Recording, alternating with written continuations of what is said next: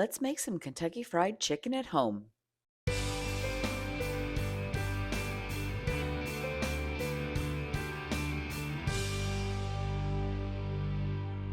The night before, you're going to want to put your chicken into some kind of container and you're going to dump buttermilk over that and let it soak to get some moisture for when you're frying. I like to start with them being skin side down. This is the Tupperware marinating dish. I got it from my mother, and it seals so tightly that I can actually flip the entire container back and forth when I'm marinating something. Next, I'm going to drench this with buttermilk. Fully cover the chicken, little bit extra moisture in there because the chicken will soak this up. Make sure whatever you're using is sealed well and get that in the fridge for overnight. I generally soak my chicken in buttermilk for about 24 hours. It's a good idea if you're making coleslaw to go ahead and do that the night before as well. Day of, you're going to prep your oil. I heat it up to 350 as my frying temperature, and I prefer an electric skillet like this because there's a lid while I'm waiting for it to heat up, and it maintains your oil heat beautifully. Next, we whip up our flour mixed with all of our spices, and I'll leave that recipe link in the description.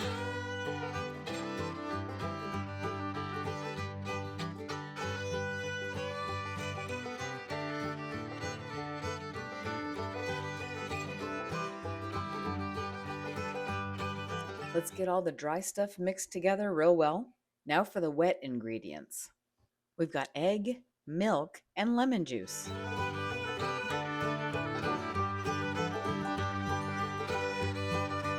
Now it's time for the very messy 3-step dredge.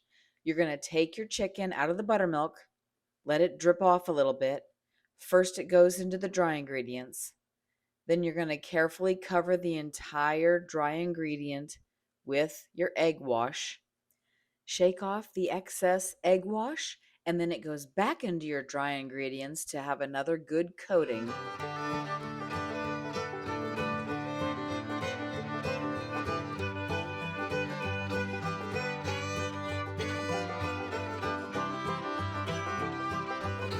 Now this is where I messed up.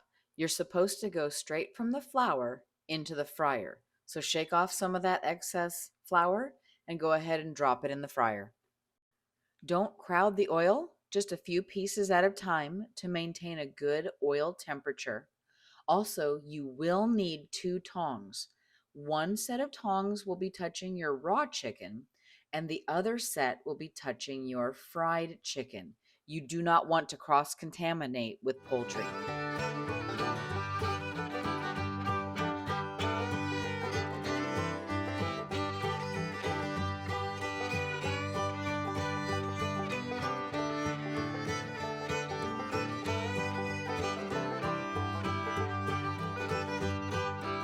Once the chicken is fried to the way I want it to look, I place it on a cooling rack inside a cookie sheet because this is going to go in the oven to finish cooking so that I make sure the chicken is fully cooked and safe.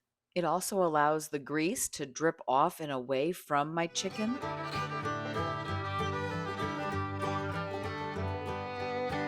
Let your fried chicken sit in a 300-degree oven while you're making everything else. Whip up your potatoes or use leftovers. Get your corn going in some water, butter, a little bit of salt, and a little bit of sugar.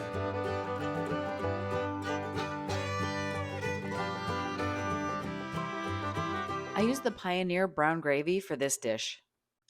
And there you have it. Crispy fried chicken, just like KFC.